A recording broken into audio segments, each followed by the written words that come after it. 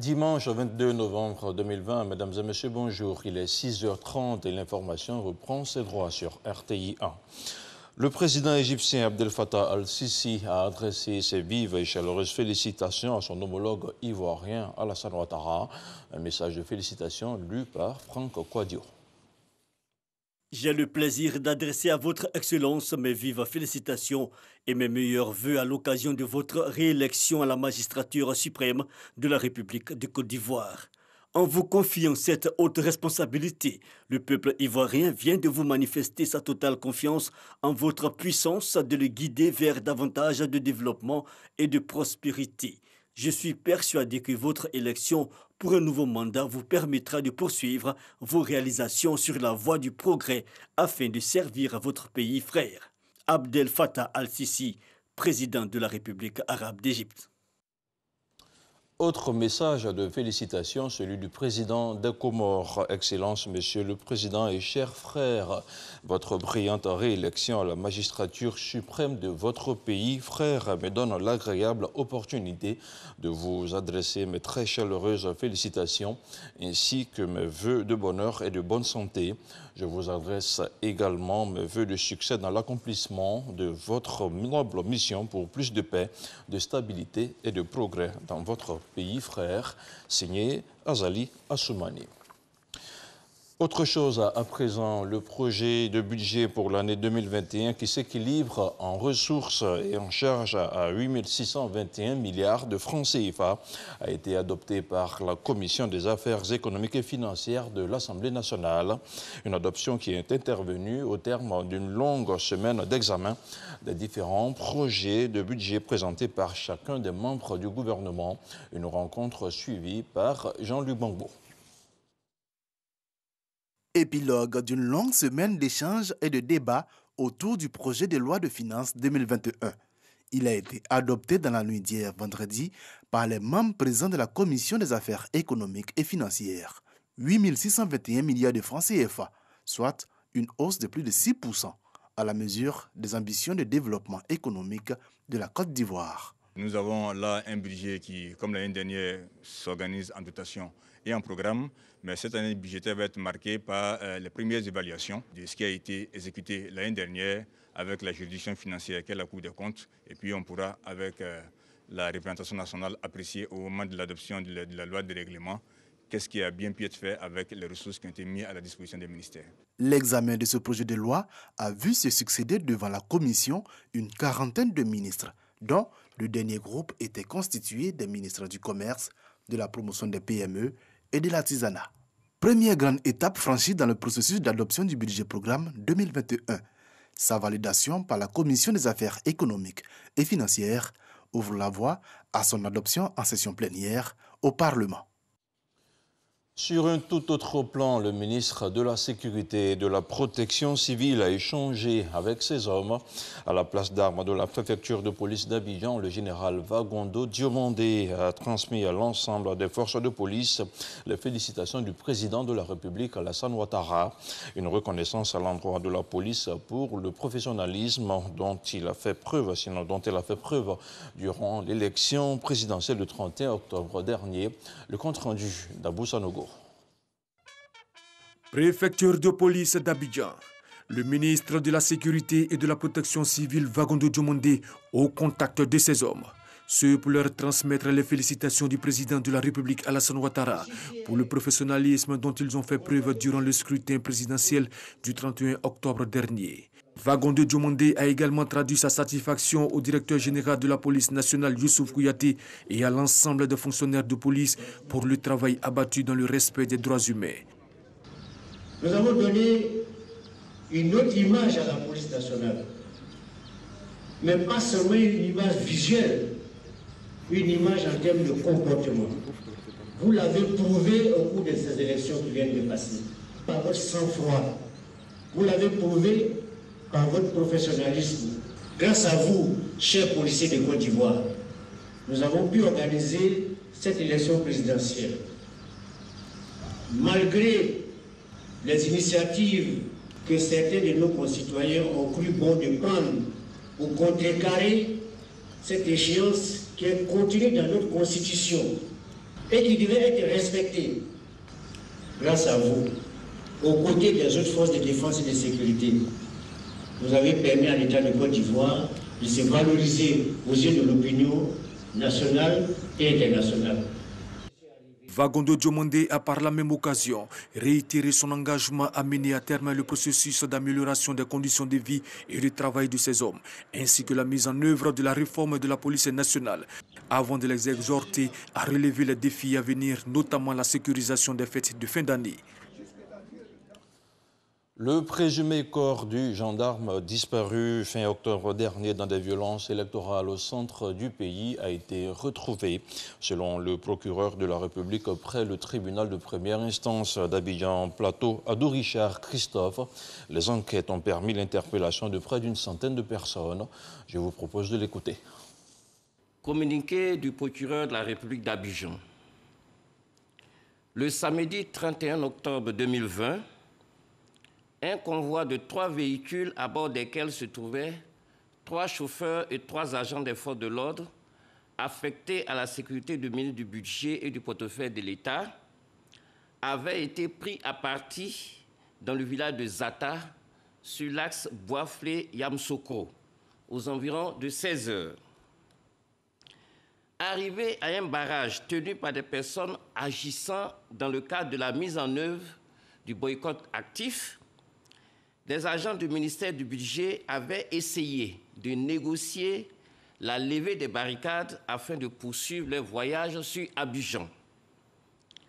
Ces individus, surexcités, avaient alors tenté d'incendier les véhicules avec leurs occupants à bord après en avoir crevé les pneus. En définitive, ces agents réussissaient à s'estiver de ce traquenard avant d'essuyer des tirs nourris qui avaient atteint l'un des leurs à la tête pendant que les autres s'échappaient en gagnant la brousse voisine. Au triste bilan de cette agression terroriste, l'on note les 3 véhicules du ministère du Budget incendiés et un agent, l'adjudant Sanogo Seydou, porté disparu. Face à ces faits d'une particulière gravité, la gendarmerie nationale a entrepris de retrouver l'agent disparu. C'est ainsi que les enquêtes menées ont abouti à l'indication d'une sépulture sommaire faite à 15 mètres de la route principale entre les villages d'Aboua, Kwassikro et de Bonzi, à quelques encablures du lieu de l'attaque. Cette sépulture serait celle de l'adjudant Sanogo Seydou. La sépulture ouverte en présence du procureur de la République près le tribunal de première instance de Bouaké, agissant sur délégation du procureur de la République d'Abidjan, permettait de constater la présence d'un corps calciné à la boîte crânienne éclatée, sommairement enseveli dans un linceul blanc. 98 personnes ont été interpellées et 44 téléphones portables saisis pour enquête. Les auditions de ces personnes permettront d'identifier les auteurs, les complices et les commanditaires de cette barbarie. Le corps découvert a été dirigé sur Abidjan en vue d'une autopsie médico-légale afin de déterminer les causes de la mort. C'est le lieu pour le procureur de la République d'indiquer que les enquêteurs sont à pied d'œuvre pour faire toute la lumière sur les incidents graves survenus avant, pendant et après l'élection présidentielle du 31 octobre 2020. Il tient à assurer l'opinion nationale et internationale que toutes les localités où ces faits d'une particulière gravité se sont produits sont concernées par les enquêtes ouvertes. Le procureur de la République tient enfin à appeler les uns et les autres à la retenue, à la pondération et à la responsabilité afin de préserver des vies humaines, fait à Abidjan le 21 novembre 2020, le procureur de la République. Plusieurs actes d'extrême gravité ont été posés. Déjà, quand une infraction pénale classique est commise, le procureur de la République met en branle ces structures, notamment les enquêteurs, afin de rechercher, appréhender et rassembler tous les indices permettant de mettre en cause les personnes qui ont posé les actes infractionnels. Lorsqu'il s'agit d'infractions de masse, comme celle auxquelles nous avons assisté, le procureur de la République prend la deuxième casquette qui concerne la conduite de la cellule spéciale d'enquête, d'instruction et de lutte contre le terrorisme. Il faut dire qu'en Côte d'Ivoire, quel que soit le lieu de la Côte d'Ivoire où un seul acte de terroriste a été posé, il n'y a que le parquet d'Abidjan qui est compétent. Et c'est donc à travers la cellule spéciale dont les éléments sont déjà en enquête. Aujourd'hui même, plusieurs personnes ont été auditionnées, plusieurs personnes sont déjà interpellées, et même au jour d'aujourd'hui, il y a des personnes qui sont victimes, qui ont été blessées dans plusieurs localités, notamment en bateau et autres, qui ont été dirigées sur Abidjan, eu égard à la gravité de leurs blessures, qui ont été aujourd'hui même auditionnées par les enquêteurs dirigés par le procureur de la République. Donc c'est dire que plusieurs enquêtes sont déjà ouvertes, quel que soit le lieu, pour permettre de rechercher tous ceux qui, de près ou de loin, soit parce que ces personnes-là ont donné des ordres, soit parce que ces personnes ont exécuté, soit parce que ces personnes ont de façon en complicité avec ces personnes, posé ces actes infractionnels. Et la Côte d'Ivoire, de nouveau en deuil. Le président de la Fédération ivoirienne de football n'est plus. Augustin Sidi Diallo s'est éteint hier samedi à Abidjan. Une disparition brutale qui plonge le monde du football dans une grande tristesse. Je vous propose d'écouter le communiqué du ministre des Sports. J'ai le profond regret d'annoncer le décès dans l'après-midi de ce samedi 21 novembre 2020 de M. Augustin Sidi Diallo, président de la Fédération ivoirienne de football. J'exprime au nom de son Excellence, M. Alassane Ouattara, président de la République, et au nom du gouvernement de notre pays, les condoléances les plus attristées à la famille éplorée, à la Fédération ivoirienne de football, ainsi qu'à la grande famille du mouvement sportif. Les informations concernant les obsèques de notre illustre disparu vous seront communiquées ultérieurement. Que Dieu le Tout-Puissant l'accueille dans son admirable lumière et qu'il repose en paix dans sa félicité éternelle. Augustin Sidi Diallo avait été testé positif au Covid-19. Le président de la FIF était entré en confinement depuis le 9 novembre dernier. À la tête de la Fédération ivoirienne de football, FIF, depuis le 10 septembre 2011. C'est sous sa présidence en 2015 que les éléphants remportent pour la deuxième fois la Coupe d'Afrique des Nations de football. On en parle avec Salif Nyobe Ouattara. Le football ivoirien est en deuil. Après la grosse pluie qui s'est abattue sur Abidjan ce samedi 21 novembre 2020, la grande famille du football ivoirien apprenait le décès du président de la Fédération ivoirienne de football. Sidi Diallo était en quarantaine à la polyclinique Sainte-Anne-Marie de Cocody, Pisam, où il a poussé son dernier soupir. Rechercher le consensus à tout prix, même quand tout semble difficile, c'était la priorité d'Augustin Sidi Diallo. Sidi Diallo avait été déclaré positif à la Covid-19 le lundi 9 novembre dernier. Dans un communiqué rendu public, il avait déclaré se mettre en isolement le temps de recouvrer la santé. La nouvelle de son décès vient désarçonner toute la Côte d'Ivoire. Sidi Diallo était âgé de 61 ans.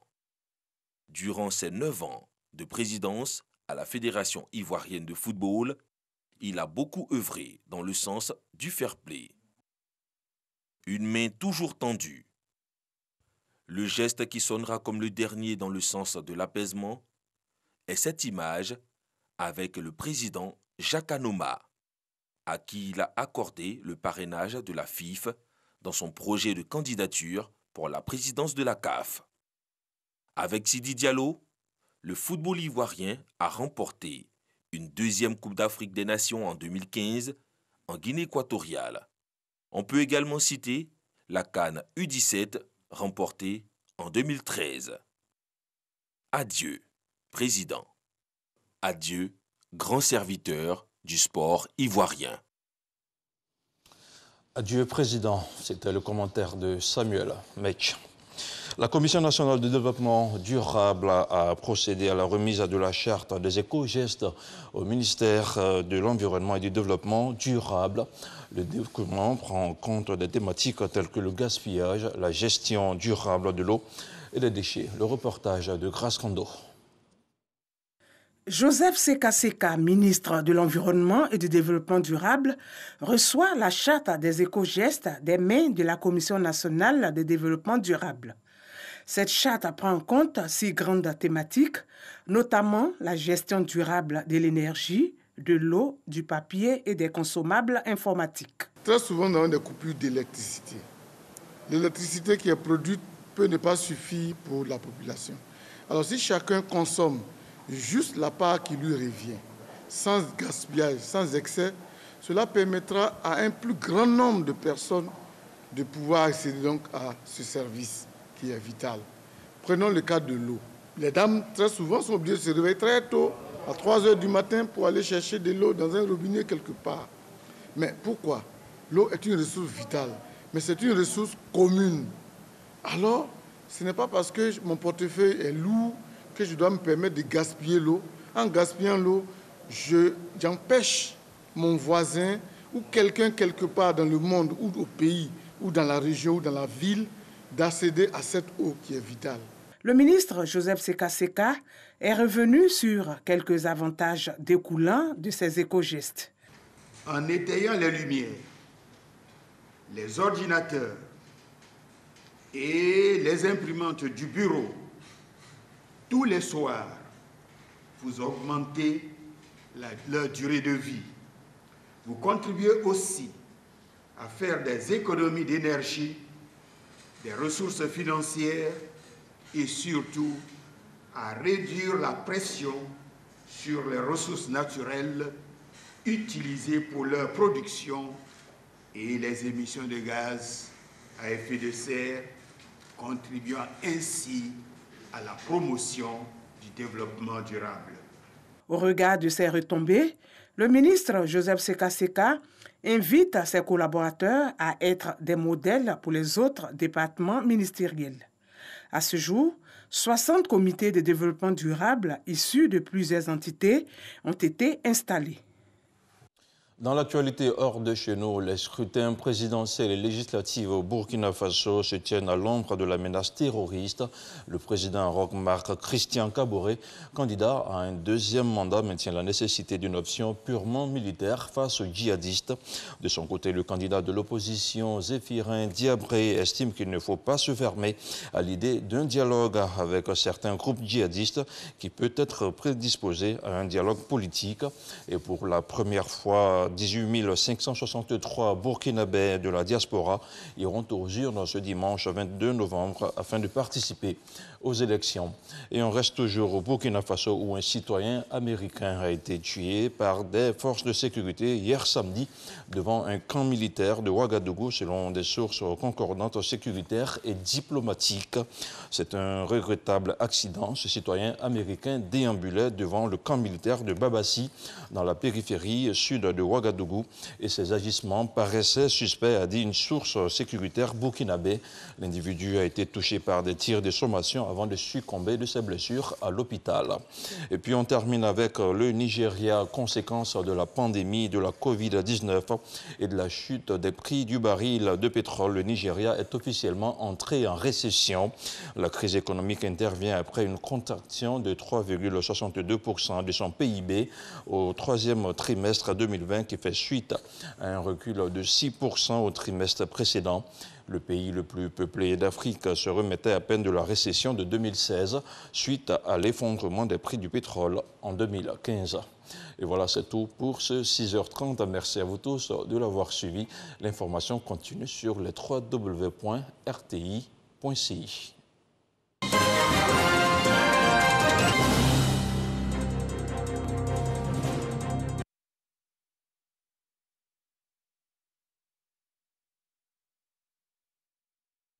espoir. Nigel, on cherche un ami. Si vous avez vu qui que ce soit... Ruby Ultra Kick, la tueuse d'hommes. Bienvenue dans...